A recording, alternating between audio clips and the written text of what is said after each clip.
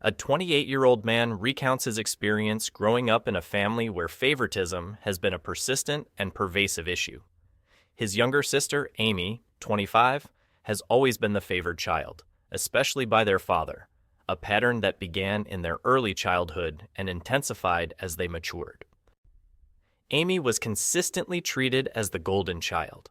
For instance, when he was 5 and Amy was 2, their parents organized an extravagant birthday party for her, complete with professional face painters, a bouncy castle, and a petting zoo. In contrast, his birthday that same year was celebrated with a simple store-bought cake and a small family dinner. This disparity set the precedent for years to come. As they grew older, the preferential treatment became even more apparent. Amy invariably received the latest toys, the most fashionable clothes, and the bulk of their parents' attention. He recalls saving his allowance for months to purchase a new bicycle when he was 10. When Amy saw it, she threw a tantrum, desiring one for herself. Instead of teaching her about patience or the value of saving, their parents immediately bought her an even fancier bike than his. Another area where the bias was glaringly obvious was in their schooling. Their parents made it a point to attend all of Amy's school events, while frequently missing his. He remembers securing the lead role in the 4th grade school play, practicing diligently for weeks with great excitement. However, on the night of the performance, his parents arrived an hour late, missing his pivotal scene entirely. They claimed they were consoling Amy, who had complained of a stomachache and later lost track of time while playing with her. Academically, he felt that no accomplishment of his ever seemed to be acknowledged or valued. He joined the math club, consistently earned straight A's in middle school, and even won first place in a regional science fair. Yet, his parents scarcely acknowledged these achievements.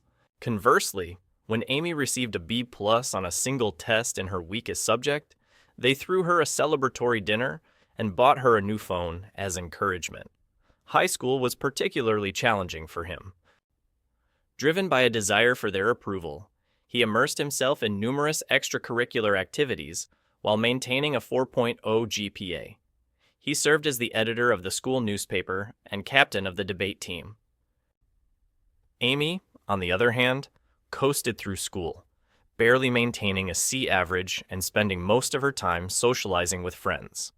He was selected as one of only 2 students from his university to participate in a prestigious summer program at Harvard during his junior year. It was an immense honor, and he felt incredibly proud. However, when he shared this news with his parents during dinner, his father grumbled and changed the subject to Amy's upcoming dance recital. His mother simply remarked, "That's nice," and quickly moved on. Because Amy's recital was on the same day, they couldn't take him to the airport for his flight to Harvard, so he had to ask a friend's parents for a ride. The college application process was another trying experience.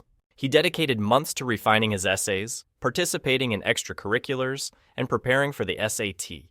He was accepted into several elite colleges and received a substantial scholarship to his top choice university. When he informed his parents of this accomplishment, their reaction was lukewarm at best. His father cautioned him not to let it go to his head, reminding him to remember them when he became a big shot. His mother, on the other hand, was more supportive when Amy barely graduated high school and decided against attending college, praising her for her self-awareness and for defying societal expectations, a sentiment they never expressed towards him. They even gifted Amy a car as a graduation present. This enduring favoritism took a significant emotional toll on him throughout his teens and early 20s. He struggled with anxiety and depression, eventually starting therapy in college. Through therapy, he came to the realization that his parents' actions were not his fault. It took years of work for him to build his self-esteem and learn to validate himself, rather than seeking his parents' approval. Despite the lack of support from his immediate family, he managed to build a successful life for himself. He graduated college with honors, secured a good job in finance, and by the age of 27, had even purchased his own home. While his parents weren't particularly impressed, he was proud of his achievements. The current drama begins with the recent passing of his grandfather on his father's side. His grandfather, a successful businessman who built his wealth from the ground up, left a substantial estate. In his will, he divided his assets equally among his grandchildren, including him, Amy, and their cousins, as well as among his children, including his father and his siblings. His share of the inheritance amounted to approximately $500,000, a significant sum that would enable him to invest in his future, pay off his student loans, and potentially even start his own business someday. This unexpected windfall and the opportunities it presented filled him with excitement. However, when the will was read, his parents were visibly upset. They later pulled him aside and expressed their belief that it was unfair for him to receive an equal share. They argued that Amy, who currently lives in their basement and works part-time at a coffee shop, needed the money more, as she was struggling. Although stunned by their stance, he tried to remain calm and explained that this was their grandfather's decision, and they had no say in the matter. They persisted, insisting that he should do the moral thing and give his share to Amy. When he refused, they became furious and started to guilt-trip him, calling him ungrateful and selfish. His father brought up every instance he could remember where they had supposedly helped him, conveniently overlooking the fact that he had worked part-time to contribute to his finances. He mentioned his parents providing medically necessary braces, buying school supplies, essentially the bare minimum, and allowing him to live at home during college.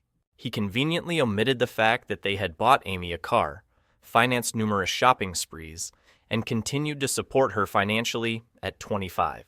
The situation escalated rapidly. Acting as the executor of the will, his father declared his intention to interpret his grandfather's wishes and give Amy his entire share of the inheritance, in addition to her own. He asserted that their grandfather would have wanted this if he had been aware of their unique circumstances. He was devastated. This action was not only blatantly illegal, but also a painful reminder of his parents' low regard for him. He tried to reason with them, pointing out that his grandfather had always treated all his grandchildren equally, and that he was well aware of their individual circumstances. His mother then accused him of speaking ill of the deceased by suggesting that his grandfather would have preferred anything other than what his father was proposing.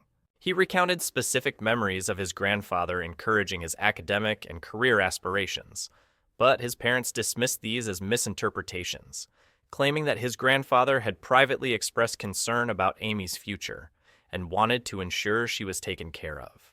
When he inquired why his grandfather hadn't simply written the will that way, they had no answer. Amy, for her part, felt awkward about the situation, but didn't voice any opposition to their parents' plan. She simply shrugged and said, "Mom and Dad know best," when he tried to talk to her privately. Feeling betrayed and hurt, he reached out to his paternal grandmother for guidance. Upon learning of the situation, she was furious. She informed him that his parents had absolutely no authority to alter the will, and that their actions were in direct contradiction to his grandfather's wishes. She also provided some clarifying information. Several years prior, his parents had apparently approached his grandfather and asked him to leave everything to Amy in his will. His grandfather had firmly refused, stating his belief that all his grandchildren should be treated equally. He had even included a clause in his will, stipulating that anyone who challenged the equitable distribution would forfeit their share. Armed with this knowledge, he confronted his parents. His grandmother's revelation about their earlier attempt to influence the will took them by surprise.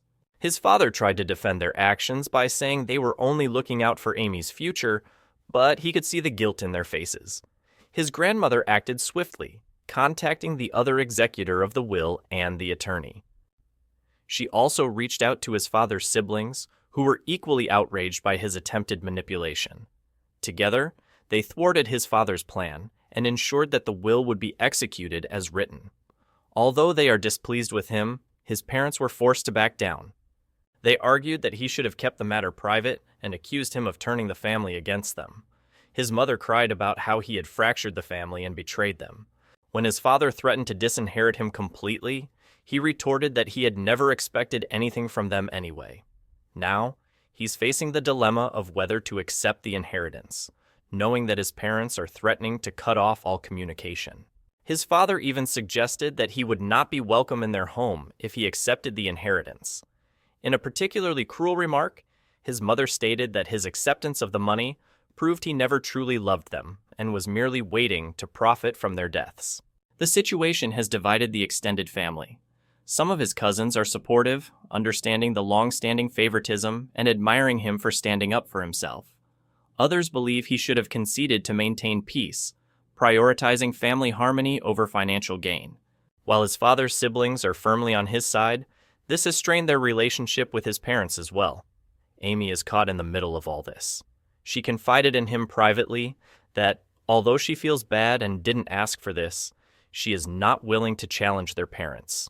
She's been conditioned her entire life to rely on them and seek their approval, so he doesn't entirely blame her. Still, a part of him wishes she would support him just once. This situation has unearthed a lot of past hurt and resentment. He finds himself revisiting all the times he was overlooked or dismissed in favor of Amy. The missed birthday celebrations, the school events his parents skipped, the accomplishments that went unacknowledged. This single incident seems to be bringing a lifetime of perceived injustice to a head. Despite the significant rift this has caused in the family, he is standing his ground and intends to accept his inheritance as his grandfather intended. His parents are barely speaking to him, and family gatherings have become tense and uncomfortable. He missed their monthly family dinner last week for the first time ever, unable to bear the cold shoulders and judgmental stares. Even though there's turmoil, a small part of him feels empowered. For the first time in his life, he's confronting his parents' unfair treatment. He's asserting his worth and refusing to be dismissed. It's both terrifying and liberating at the same time. Although he believes he's in the right, the family drama is taking its toll. He's started experiencing anxiety attacks again, something he hasn't dealt with since college. To help cope with the stress, he's considering going back to therapy. He's questioning whether he made the right decision in defying his parents' wishes and accepting his inheritance. Should he have just given the money to Amy to keep the peace?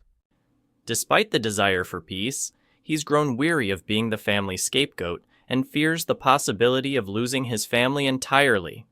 Any guidance or perspective would be greatly appreciated. Update. A lot has transpired in the 6 months since his initial post.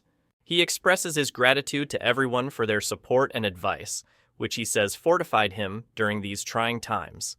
Beginning with the legal aspects, he followed the advice of many and consulted his own attorney. The attorney confirmed his rightful claim to the inheritance and affirmed that his father's actions were indeed illegal. With his attorney's help, he documented everything and prepared to take legal action if necessary. Fortunately, it didn't come to that. His grandmother, along with his father's siblings, worked with her attorney to resolve the matter without involving the courts. He received his full inheritance, and the will was executed exactly as intended. As a consequence of his attempted manipulation of the will, his father was removed as an executor. This process was somewhat arduous, spanning several weeks. His parents threatened legal action, there were tense meetings and heated phone calls, but ultimately, the law was clear and they had to concede. However, the family fallout has been significant and is ongoing. Initially, his parents doubled down on their stance, accusing him of being greedy and inconsiderate of his sister. They also attempted to turn other family members against him, spreading false claims that he had somehow manipulated his grandfather into giving him money. Fortunately, most of the family saw through their tactics. About a month after the will was settled, there was a particularly unpleasant incident at a family gathering. His parents, uninvited, showed up at his aunt's house and caused a scene, shouting about how he had stolen from Amy and turned his grandmother against them. His father became agitated, claiming he had destroyed cherished family memories. His mother dramatically threw an old photo album at his feet. It was an awkward and distressing scene, requiring several relatives to intervene and persuade his parents to leave. His grandmother, thankfully, turned out to be his strongest ally throughout this ordeal. She shared stories of how his grandfather had always been proud of his accomplishments, and how he specifically wanted to ensure all his grandchildren had equal opportunities. She even revealed that his grandfather had kept a scrapbook of his achievements, newspaper clippings of academic awards, copies of his college acceptance letters, and even the program from the university play his parents had arrived late to. This revelation was both heartwarming and heartbreaking. His grandmother also took it upon herself to set the record straight with the extended family. She organized a family gathering, excluding his parents, and laid out the entire history of his parents' favoritism, including incidents he had long forgotten or never even known about. Hearing someone finally acknowledge the unfairness he had endured for years was validating, but it also reopened old wounds. Regarding his sister, Amy, she finally found her voice amidst all this turmoil. She approached him privately and apologized for not standing up for him sooner. After some introspection and several long conversations with their grandmother, she admitted that she believed their parents' favoritism was wrong, but had been too afraid to confront it. They had a long and emotionally intense conversation about their childhood and how it had affected each of them. Amy confessed that being the favorite wasn't as idyllic as it appeared. She never learned to be independent and felt immense pressure to live up to their parents' expectations. She shared stories of times she yearned to accomplish things on her own, only to have their parents intervene and handle everything for her, thus depriving her of the chance to grow and learn from her mistakes. This conversation marked a turning point in their relationship. They began to repair the sibling bond that had been damaged by their parents' preferential treatment. They've started meeting regularly for coffee, just the two of them, to talk and offer each other support through this family crisis. To everyone's surprise, Amy announced her intention to use her inheritance to pay for college. She said that seeing him stand up for himself inspired her to take control of her own life. After deciding what she wanted to study, she enrolled in a local community college, with plans to transfer to a 4-year university later. Their parents were taken aback. He believes they realized that their coddling hadn't done Amy any favors. His parents' reactions to all of this have been varied and evolving. Initially, they lashed out angrily at both of them. They tried to guilt Amy into dropping out of college, claiming that he had turned her against them and that she needed to prioritize the family. When that tactic proved unsuccessful, they changed their approach. After several lengthy discussions with his grandmother and witnessing Amy's positive transformation, his mother began to acknowledge the harm their actions had caused. She has made some tentative steps towards reconciliation, even starting therapy to address her issues. She contacted him to apologize, admitting she had been unfair and asking for a chance to make amends. It's a slow process, and while he's cautiously hopeful, he's also maintaining firm boundaries. Unfortunately, his father has been less receptive to acknowledging any wrongdoing. Still furious, he sees himself as the victim in this situation. He has been cold towards Amy since she decided to pursue higher education and barely speaks to him. He has made a few attempts to manipulate them, threatening to sell their childhood home if they don't come to their senses, or offering forgiveness if they admit they were wrong. Although both he and Amy are standing firm, it's painful to witness his father's. This ordeal has significantly distanced him from both of his children. The dynamics within the extended family have shifted dramatically. He now lives closer to his father's siblings, who have been incredibly supportive, and his grandmother. Hearing stories from his aunts and uncles about dealing with his father's challenging behavior over the years has lessened his loneliness in this battle. He's also developed deeper bonds with some of his cousins who stood by him, and they've started a monthly cousin get-together, allowing them to connect without the drama of the older generations. He has been making prudent use of his inheritance. After paying off his student loans, he now enjoys a remarkable degree of financial freedom. Working with a financial advisor, he has created a diversified investment portfolio. He has also earmarked some funds to potentially start his own business in the future. He's exploring the idea of opening a community center that offers affordable mental health services and financial literacy workshops. But the most meaningful use of the money, for him, has been funding therapy for himself and volunteering to do the same for Amy. Both of them are learning to establish healthy boundaries with their parents and are working through the emotional baggage of their childhood experiences.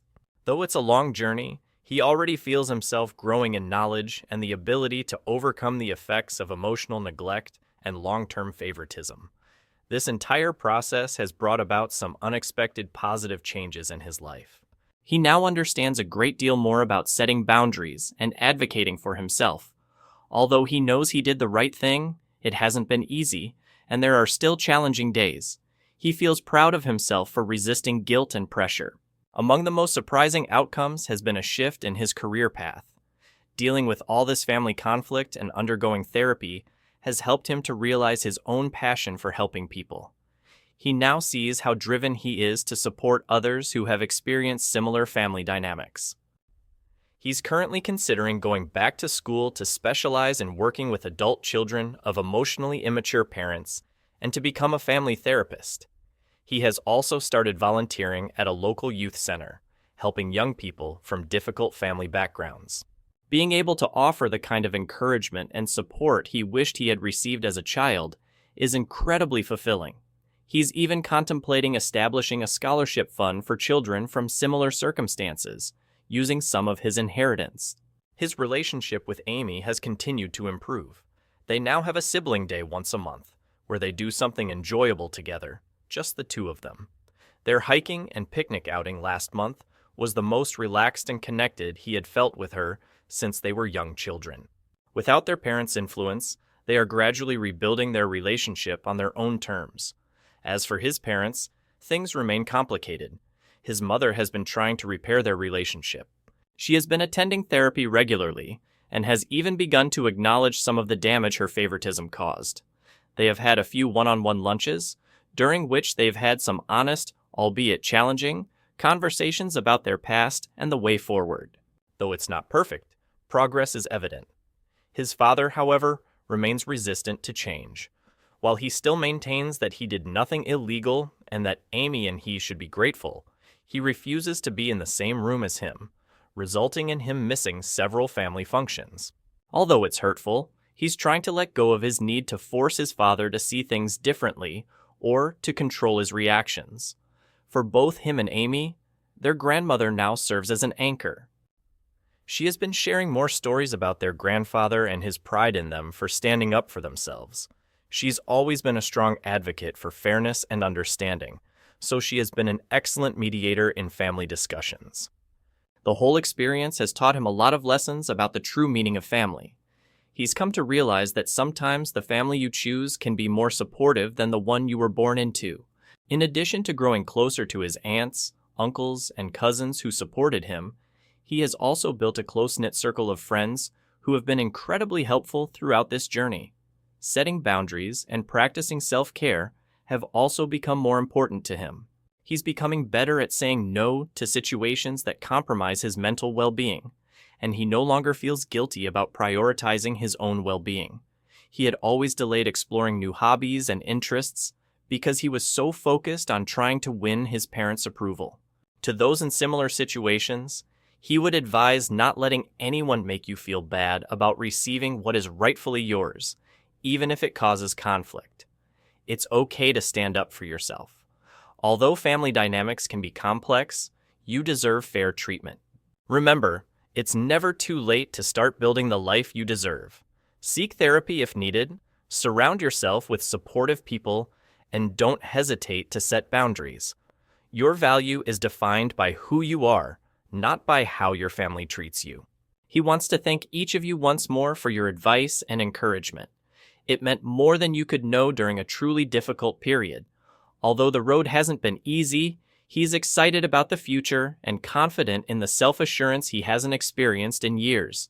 He's excited to see where this new chapter of his life will lead, and he's determined to break the cycle of favoritism and build a healthier relationships in his own future family. Regarding his parents, things remain complex. His mother is making an effort to rebuild their relationship. She has been consistently attending therapy and has even started to recognize some of the harm her favoritism caused. They have had a few one-on-one lunches, during which they engaged in some honest, yet challenging conversations about their past and the direction they want to take moving forward. Although it's not perfect, progress is visible. His father, however, remains resistant to change. While he maintains that he did nothing illegal and that both he and Amy should be grateful, he refuses to be in the same room as him. This has resulted in his father missing several family gatherings. Though it's painful, he is attempting to relinquish his need to force his father to see things differently or to control his reactions. For both him and Amy, their grandmother now serves as an unwavering support system. She has been sharing more stories about their grandfather and how proud he was of them for standing up for themselves. She has always been a strong proponent of fairness and understanding, making her an excellent mediator in family discussions. This entire process has taught him numerous lessons about the true nature of family. He has come to understand that sometimes the family you choose can be more supportive than the one you were born into. Along with cultivating a close-knit circle of friends who have been incredibly helpful during this journey, he has also strengthened his bonds with his aunts, uncles, and cousins who stood by him. Setting boundaries and practicing self-care have also taken on greater importance in his life. He is improving at saying no to situations that jeopardize his mental well-being, and he no longer feels guilty about prioritizing his own well-being. He had always postponed exploring new hobbies and interests because he was so preoccupied with trying to gain his parents' approval. To those in similar situations, he would advise not letting anyone make you feel bad about receiving what is rightfully yours, even if it stirs up controversy. It's acceptable to stand up for yourself. Even though family dynamics can be intricate, you deserve to be treated fairly. Remember, it's never too late to start creating the life you deserve. Seek therapy if necessary, surround yourself with supportive people, and don't hesitate to establish boundaries. Your value is determined by who you are, not by how your family treats you. He expresses his gratitude once more to everyone for their advice and encouragement. It meant more than they could have known during a truly challenging period. Although the road hasn't been easy, he's enthusiastic about the future and confident in the self-assurance he hasn't felt in years. He's excited to see where this new chapter of his life will take him, and he's determined to break the cycle of favoritism and build healthier relationships in his own future family. Thank you for watching. If you haven't subscribed yet, please do so and hit the notification bell to stay updated with more shocking real-life stories happening around you.